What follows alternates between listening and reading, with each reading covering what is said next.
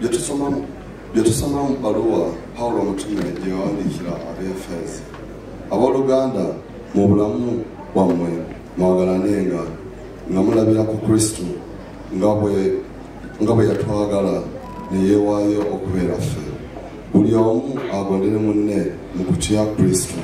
Abakazi bawulirenga babbaabwe nga bwe bawulira Omukama, kubanga omusajja gwe mutwe gw'omukazi nga Kristo bw'ali omutwe gwa Ekereziya yennyini ye mulokozi w'omubiri gwe. Era ng'Ekereziya bw'atwalibwa Kristo, n'abakazi bwe batyo batwalibwenga babbaabwe mu byonna.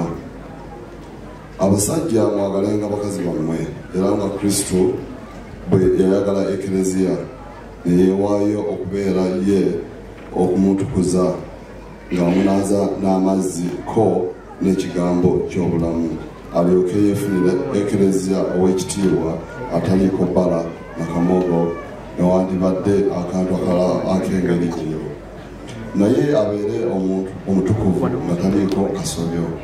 N'abasajja bwe balagira okwagalanga bwe batyo abakazi baabwe kyenkana ng'emibiri gyabwe.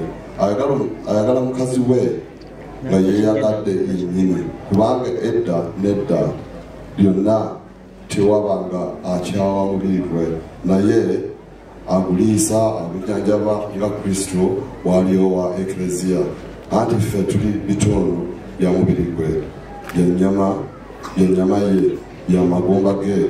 Omuntu kyaliva aleka kitaawe ne nnyina n'anywera ku mukazi we, ne babeera bombi mubiri gumu.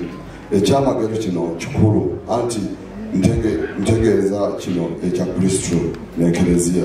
Kale buli muntu mummwe ayagalenga mukazi we nga ye bwe yeeyagala, naye omukazi atyenga bba n'omukazi atenga bba. Ebyo Omukama yabyogera. Abooluganda katusituke okwaniriza amawulire agasanyusa. Hallelujah.